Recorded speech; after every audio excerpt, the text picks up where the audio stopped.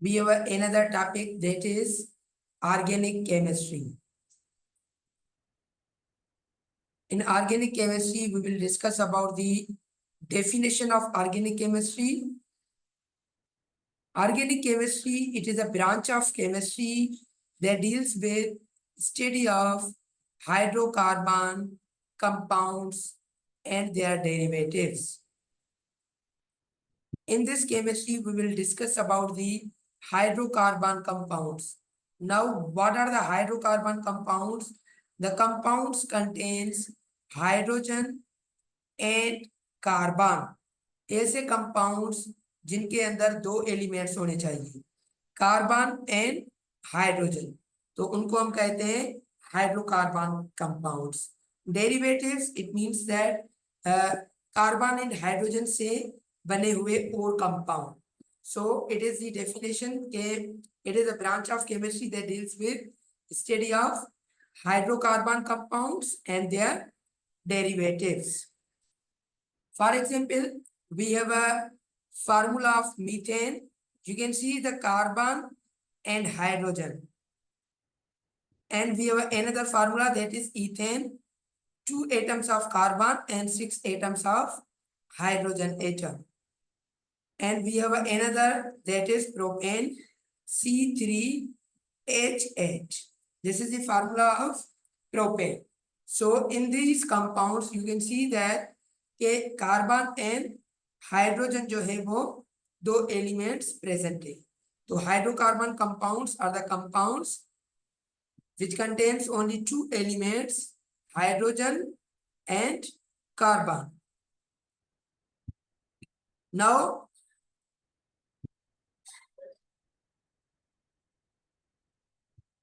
compounds of carbon with few exceptions. कुछ ऐसे भी हमारे पास कंपाउंड्स हैं जिनकी स्टडी हम ऑर्गेनिक केमिस्ट्री के अंदर नहीं करते. First one is the carbon monoxide. Mono means single. Carbon monoxide की स्टडीज के अंदर क्यों नहीं करते? क्योंकि यहाँ पर कार्बन तो है मगर हाइड्रोजन नहीं है. इसी तरीके से कार्बन डाइऑक्साइड की भी स्टडीज के अंदर नहीं करते हैं क्योंकि कार्बन डाइऑक्साइड के अंदर कोई भी हाइड्रोजन एटम नहीं है. और कार्बोनेट्स जितने भी होते हैं कार्बन के, उनकी भी स्टडीज के अंदर हम नहीं करते हैं. ऐसे ही तरीके से हमारे पास बाइकार्बोनेट्स हैं. तो ये सारे जितने भी हैं ये हमारे पास एक्सेप्शंस हैं. इनकी स्टडी हम कार्बन हाइड्रोकार्बन्स के अंदर नहीं करते. Okay, so these are the exception cases where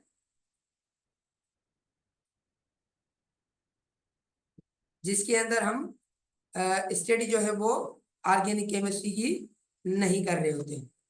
उसके बाद हमारे पास है सोर्सेस ऑफ ऑर्गेनिक कंपाउंड.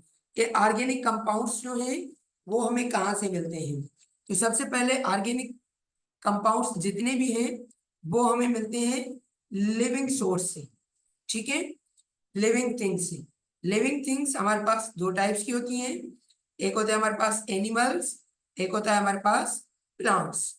अगर हम एनिमल्स की बात करें तो एनिमल्स में से हमें प्रोटीन मिलता है, हमें फैट या आयल्स मिलते हैं. जैसे कि प्रोटीन की सबसे सोर्सेज जो है वो एग हो गया, मटन, चिकन, बीफ, फिश, ये सारे जितने भी ये चीजें ये हमें एनिमल से मिल रही होती हैं. तो ये हमारे पास एक सोर्स है. फैट जैसे कि मिल्क, बटर, चीज, ये हमारे पास सोर्सेज होते हैं फैट एंड ऑयल के. इसी तरीके से अगर हम प्लांट्स की बात करें तो प्लांट्स से क्लासिफाइड है टू टाइप्स में, live plants and dead plants.